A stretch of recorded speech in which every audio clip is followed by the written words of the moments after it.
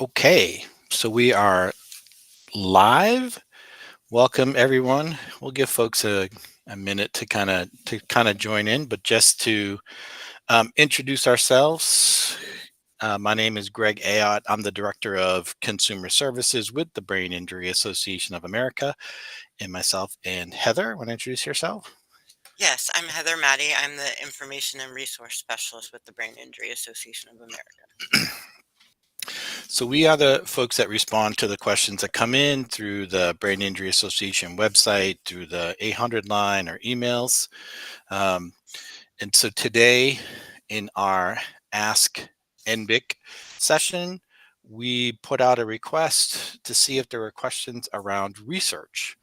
So research is the topic or issue that BIA has been sharing information about. If you haven't seen it, go check out the latest issue of the Challenge, our magazine, which you can download from our website. It's volume 18, issue 2, and it has some very nice articles around research. It talks some about BIA's uh, research grant program. So it is 5 years old. Some of the interesting tidbits in the article that we've given out over $300,000 to 21 recipients for seed grants or dissertation grants in those 5 years. And the article does a nice job explaining some of the topics or issues that have been awarded grants. And the focus of the BIA grant program is um, addressing the issue of brain injury as a chronic condition. Um, so when we asked for questions around research, we again received a lot of requests, probably about 120 or so questions in total. And we are working through sending out answers to those questions. So if you haven't received an answer yet, give us a little bit of time. Um, Takes us a while to kind of get through. You want to take the time and attention to each of the questions that come in. But two of the things that we had several questions about, I think, are worth addressing, and it's something we were going to address anyways. First is the question around this reclassification of brain injury. So, if folks have seen information from us or from the National Institutes of Neurological Disorders and Strokes and NIH, have put out information around this process. And I'll read kind of from the beginning of the summary report that's available on the NIH website, that the basic premise is there's a need for something more precise than mild, moderate, and severe to distinguish the different types of brain injury. And this is going to be a process. There's no doubt about it. This is not an easy question to answer. It's not an easy process to undertake. Um, So it's going to include, just from looking at the presentations and the information shared, that it's going to include information around imaging, around data, biomarkers, clinical presentations, better assessment tools, to try to kind of figure out how to classify that brain injury when you first see it. So it said it's going to be a process. I would stay tuned. I know we've put out information about it. Like I said, NIH has put information about it. Um, as it kind of falls out, it can definitely change the way that brain injury is seen and treated.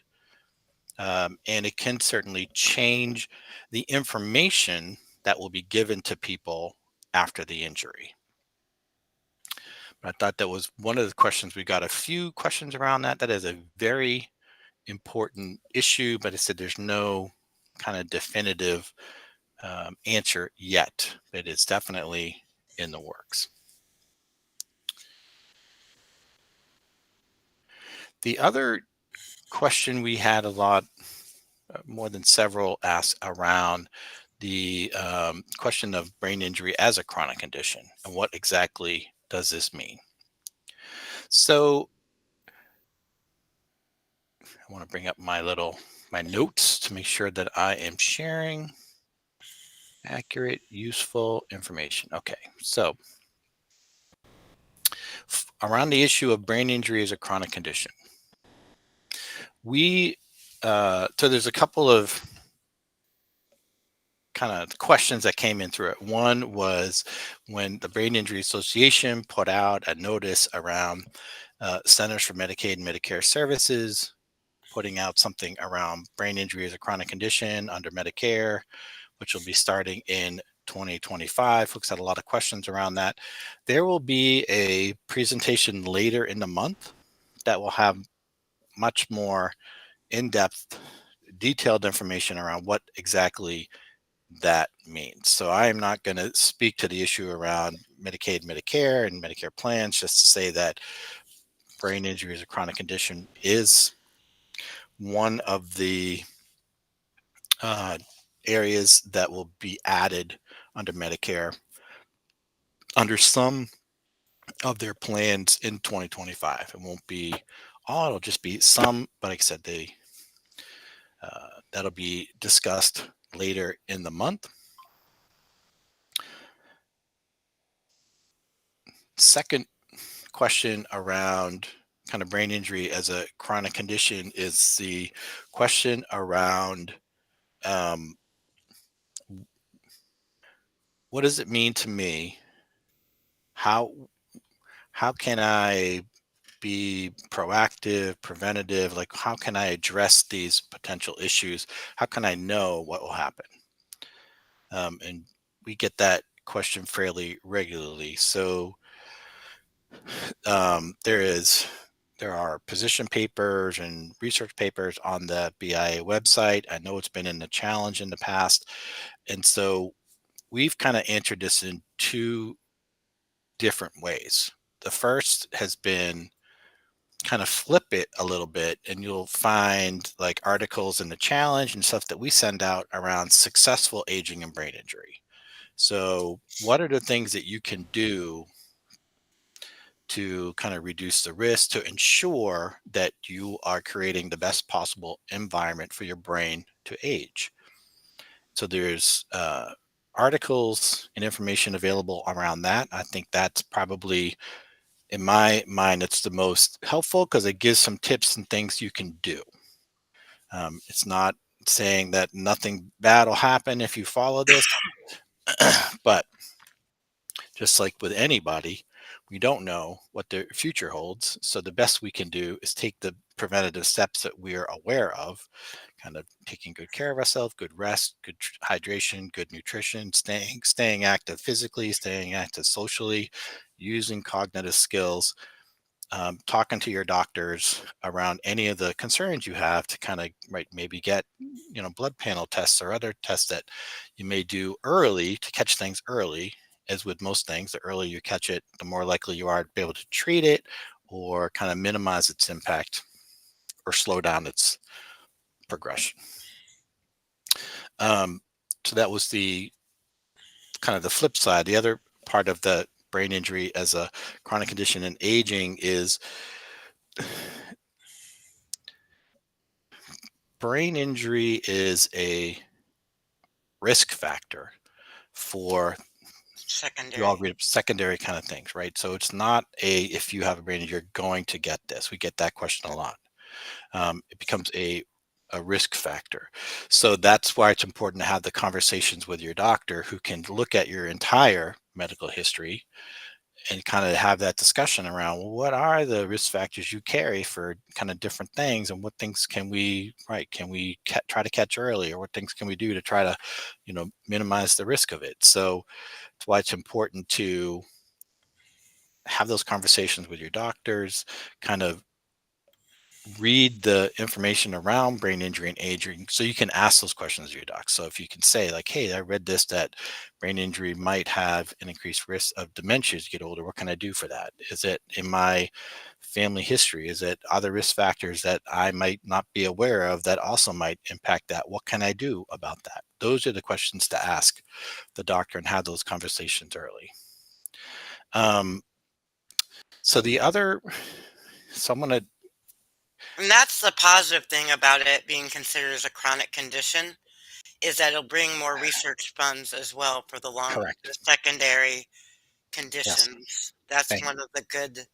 positive things out of that. So one of the things we got questions about, and I'm going to ask Heather to speak on this, is the question around research around seizures. And so I'm going to let Heather kind of speak to that issue. There were more than several questions around kind of the risk of seizures post-injury or possible treatments, where to look for research trials, et cetera. So I'm going to have Heather talk to that. With the research with brain injury and epilepsy, there are some open studies right now, but a lot of them are through the Department of Veterans Affairs. And with the Department of Veterans Affairs, they've seen a lot of people with brain injury with the secondary of seizures. And how that works is often after they do the research, they'll share it after the final project, and that brings new treatments for brain injury. And the other place to look is a lot of the large college universities in the states that have epilepsy centers also have research studies. So it's often important for you to contact them and even look on their websites under the research for Mhm. epilepsy. And also the Epilepsy Foundation may be aware of some. A lot of the research with the seizures are looking at alternative treatments and stuff too. And like I said, that's huge within the VA itself and as well as the universities. And That's the a one really thing, good point. Yeah. go Go ahead. ahead. Go ahead. With like I said with the VA, they're even doing some on secondary behaviors with brain injury, epilepsy, and a lot of secondary. And you can look on the veterans website to look at the current research. And like I said, after that research is done, it's often shared with the neurological community. Excellent. All right, I'm going to jump around a little bit because the other thing we wanted you to talk about was brain donation. That was the other question we had about Mhm. donating your brain. So what information do you have about that? There are several places to look in brain donation, and a lot of them, the big one is the Brain Donation Center website. And what they do is you'll do a questionnaire, and then they'll send it to because there's several places that do the brain donation, and then they'll send it to the appropriate place to look at. Is that Um, the Brain Donor Project, the right? Brain Brain Donor Donor Project. Project. Okay. And Yeah. then there's Boston University does one more on CTE, Hmm. and that's another place. And then the Harbor Brain Tissue Resource Center is another one. And some of the centers are more focused on just TBI. Yep. There's some on epilepsy. There's some on non-TBI acquired brain injury. And then there's some that'll look at both. Yep. So that's the Brain Donor Project is a big one to look at. And we'll put a link to those Hmm. later. So that's just braindonorproject.org in case Yes. you can't want to wait for the link. But that's the one kind of a centralized place, right, where you can go and they would communicate with other brain banks around the country that are kind of participating with them to ensure that if you want to donate your brain, it can get donated. Um, the other question we had, probably four or five of these, was the question around how do I know if a study is legitimate? So we had a couple of these. Kind of the premise of the question was, I see these ads on like Instagram or Facebook or social media or email or what have you. Like, how do I know these studies are legitimate? And so we'll kind of go through some of the basics, I think. And if I miss something, let me know. The first, I would say, red flag, if there's a study that asks you to pay a fee to participate, Hmm. walk away. That should not happen. The second would be if it's a legitimate study, there should be some type of IRB or institutional review board approval. So somebody looked at the structure and focus of the study and said, yeah, that's a legitimate scientific purpose. You are taking into account the safety of the people participating and have appropriate safeguards. So yeah, we will approve that study. If there's no IRB approval, you may ask to see if there is one, and they should be able to send it to you like that. But most of the time, it'll be in the print around the description of the study that it's an IRB approval, and it'll usually have like either a number or a link or something where you can go and actually see where it got approved. The third part, so if it legit, if you're not paying anything, it has IRB approval. And you can also look at the National Institute of Health and the clinicaltrials.gov to make sure it's legit as well. That's why we work And the together. other one is Center Watch. Yeah. It's another that has research maps of different things. But the important things, if you are not sure, you can look at clinicaltrials.gov or even contacts the NIH, Hmm. National Institute of Health. I'll put one, I don't know, caveat. The clinicaltrials.gov website does not vet every study Right. it puts up. Like, it's not saying whether it's a good idea study or not. They're just saying, does it follow simple kind of safety protocols and what a typical study would do before they list it on their site. So if it's listed on the clinical trial site, pretty good bet it's legit. And a lot of them that I've seen on Facebook and other social media are a lot with the colleges. And that's an easy way to look at it too, is contact the college or university. Correct. So that's a very good question, because sometimes when you see those, give a lot they don't give a lot of info, and you're a little leery about clicking on something before you kind of know something about it. But you shouldn't have to, you shouldn't have to pay, you shouldn't have to really give a lot of private information right off the get-go. Usually there's some type of screening questionnaire, like to see if your experiences are what they're looking for what they're studying. And it should be pretty clear. A couple other tidbits. It should be pretty clear the time commitment for the study, like whether it's online or in person or what have you. The should also be pretty clear that you can leave the study at any time. If your life circumstances changes or you just decide to be uncomfortable, it should be made clear in that information that you can leave the study at any time. If you don't see that type of info on there, or it's not clear about how much time or where it's taking place, said you can, if you can figure out where it's being done, you can reach out to get more clarification or just walk away. But for most studies that I've seen that are legit, all of that information is well described in the description of the study and the process. They try to be as transparent as they can. All right, so what else do we have? So we had the question about studies, research, brain donation,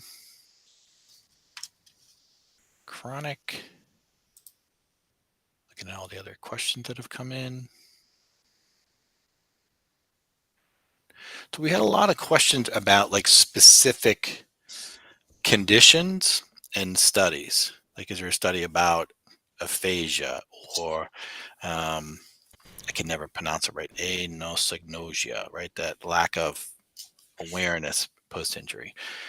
And I can't say that I had the time to really delve to look for any specific studies on specific conditions. So what I will tell folks, if they asked around a specific condition, we'll look for what we think will be helpful resources and send it to you by email. We felt like that was kind of beyond the scope of this presentation. And often for the specific conditions like that, a lot of times it's the universities, like the medical, like the therapy departments that do a lot of research on the specific conditions like that. Correct. Especially like aphasia and things like that. A lot of the speech and therapy departments do on cognition and speech issues. So that's a place to look as well. Um, so the last thing I'm going to, not the last, but one of the things we'll talk about is folks want to know, like, how do I kind of stay on top of brain injury research? Like, how can I keep keep informed around kind of new studies or research, etc.? And that was a harder one to answer because I think the answer is it kind of depends. So um, I'll just tell you some of the things that I do to kind of stay informed. One is there is the National Rehabilitation Information Center, NARIC, NARIC, NARIC.com. So they are a kind of a clearinghouse for all types of rehabilitation information. And you can go there and go into their rehab data collection. You can search for materials and you can sign up to get summaries of research for different topics sent to you by email. So I get it sent to me once a month. Um, my only word of advice is you may think you're interested in 25 different things, and there's like 57 boxes you can check off when you check the different categories, and you'll be inclined to check a lot of them. So I did that when I first started, and I checked almost every box. Oh, I want assistive technology and stroke and brain injury and fatigue and mental illness and rehabilitation and insurance and da, da, da. And so when I got my first monthly category, there was like 342 summaries. I'm like, oh, maybe I need to tighten that up a little bit or get used to reading a ton of materials. But they have a wide range of materials and information available. They have a summary of the research article. If it's available for free, they would have a link to the PDF of the article. If it's not available for free, if it's in a journal, they would have a link to the abstract, so you could see, who published it, where it was published, etc. Um, and then that way you would know where it was. So that's one of the ways that we kind of stay on top of kind of what's going on out there. I'm gonna tell you the other, it's a little bit more work. It's just simple Google alerts. Is that you can put in Google alerts for whatever topic or issue you want, and it'll send it to you. I think I get mine like once a day or once a week, where it's more links to things that have been published or posted in that week, or I guess that Google has indexed. So that can be helpful. You'll find a lot of press releases and stuff in there. You might find like it has 7 links and 3 of them are for the same thing because they published a press release on 3 different sites. So there's a lot of overlap, but it's another tool to find out kind of what information might be out there and available as well. And then the model knowledge, did you want to go over that? No, why don't you go over it? Because that's where I was going to send you next. The Model Knowledge Systems Translation Center is also a big, they do provide fact sheets and on research information. And they have ongoing research as well. And they're very involved in the mild, moderate to severe change as well. So that's it's the Model Knowledge Systems Translation Center. And that's also an important place to look. It uses 8 universities, is it, in the There's US? 16, Oh, 16? 16 sites around the US that participate. Yeah. I apologize, it's 16. It changes all the time, so Yeah. it's up to 16 now, and that's a big place to look for research and for fact sheets on brain injury. Yeah. They have really And good it's help also assessments as available well. in Spanish. Hmm. Good practical information based on research is available there. And right, you can kind of search through their publication, what they've published recently. And we have also found you can contact them if you're looking for a particular topic or issue in research. You can contact them to say, hey, is there anything that the Model Systems has published about this? And they'll send you a list of the articles that have been published, within the last 5 or 10 years or so. So that could be another helpful way to kind of stay on top of what is available. Someone asked me to, sorry, wasn't talking clear enough. NARIC, NARIC, like cat, NARIC.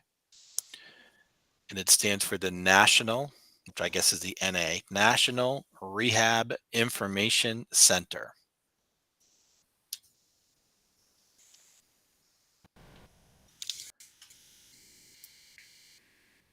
Trying to think of other info, other questions that came in. So we had talked about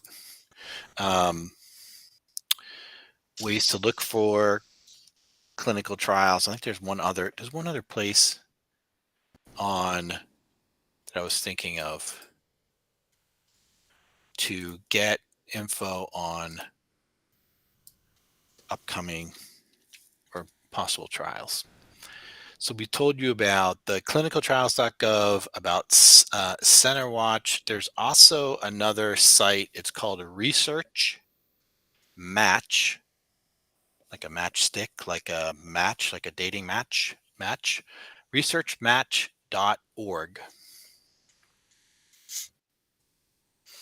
And that's a program funded through NIH to help connect people with studies that may be funded or supported through NIH. So that was another researchmatch.org. It's another resource to kind of look for. It's hard. I mean, there's a lot of studies that go on, and you've got to find something that you can participate in that matches your experience, that's something of interest to you. So it's something you want to see if maybe it could be helpful to you. What's my other caveat for participating in research? Understand it's research, that you may or may not get treatment. You could be in the treatment arm or what they call the control arm, which gets, Placebo. fake treatment, no treatment, whatever it might be. And there's no way of knowing which branch arm you would be in. So you may get treatment, you may not get treatment. It can take a while from the time you're in the study till the time you can read about the results. So depending on how big it is and how many folks and how long they track somebody for, it can be several years before the study is completed. They've analyzed the data and they publish the information. So understand that you may not always know the impact of the study or kind of what the results were.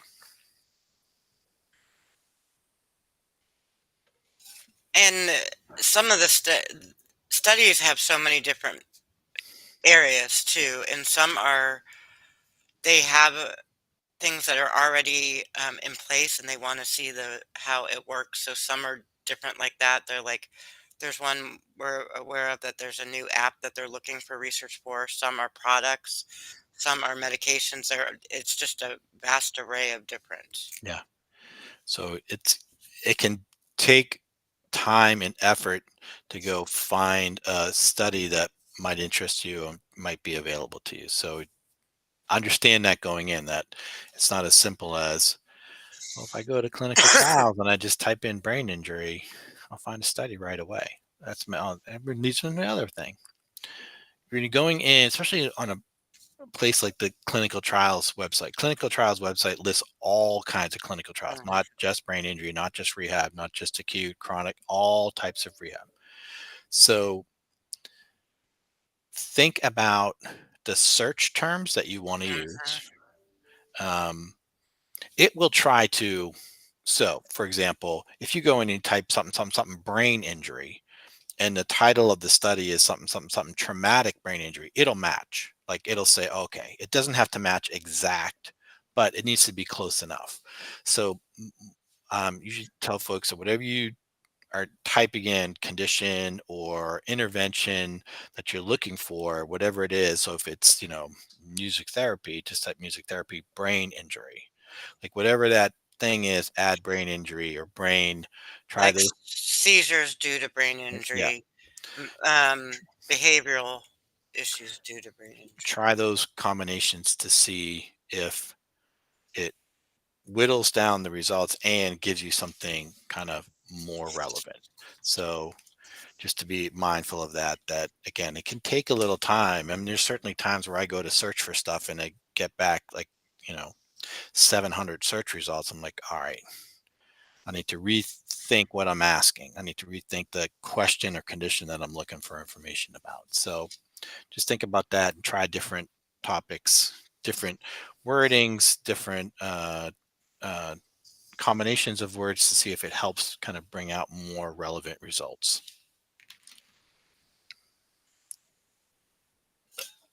Um, and so we also have had a lot of folks asking around the research around like what's the best resource or rehabilitation for cognitive issues post injury or sleep issues post injury. Hmm. Um, and again, it's not something I can really speak to. It's so, I think that's part of the challenge of research in brain injury in general. What might work for one person might not work for another. So there's no guarantee that an intervention will work. Do you have any other, looking at some other questions that came in? For the folks who might be asking questions, if they're too specific, I will try to answer them after we finish.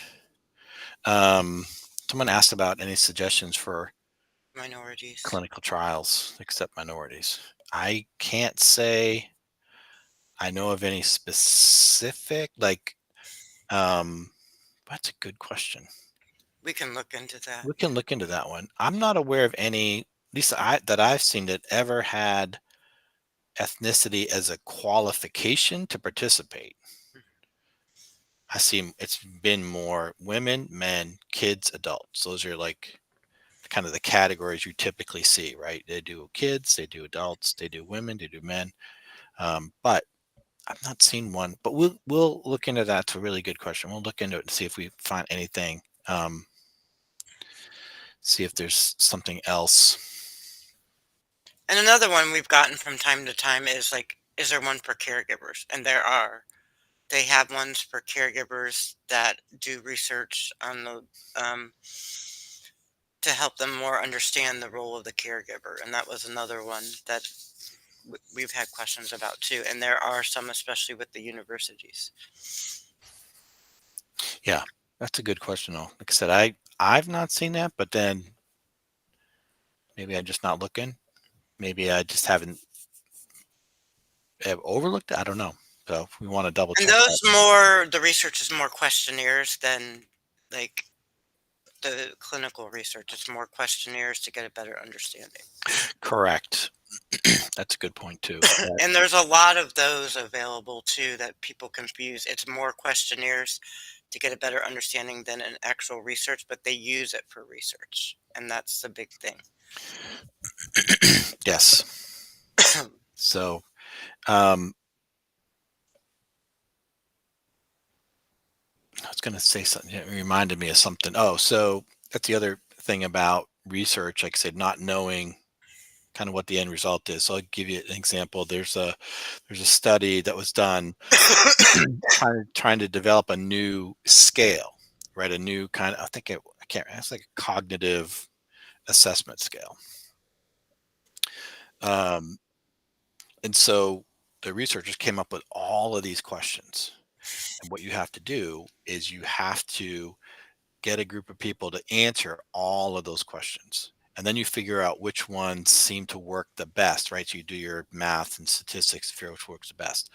But if you're the person participating in research, all you went and did was go and answer 250 questions around all different cognitive, and some of them seem like they're the same question. You're like, what are they doing? They're trying to figure out which way, which wording is the best way, which one gives the most consistent response, which one seems to be the best way to get at what they're trying to get at. And so when you're participating in the research, you may be like, this is stupid. Like, this is so boring. But it's how they try to figure out what's the best way to kind of word things, what seems to work the best, because you need a bunch of people to answer all those questions to be able to figure out what's the best wording for it. So, yeah, you may find when you participate, it's not as fun as you thought it would be, but it's also an important part of research. And if you have any specific questions that we haven't gone over, you can always contact us Yeah, at I'm 1-800-444-6443, and we can talk to you if there's things that you want a specific question you need to ask. or you can email, can send it to brain injury info, at biausa.org. That'll go to Heather. And so between us, maybe we can share what would be helpful info for you. All right. I think we've covered all the topics or issues that we were going to cover. Again, we appreciate you taking the time to kind of send in the questions. We will be responding to questions with more kind of personalized information. As always, if you have questions, reach out. If you have suggestions for future events, topics, or issues you think we should cover, certainly also reach out as well. As always, thank you all for participating, for your support, and have a safe day.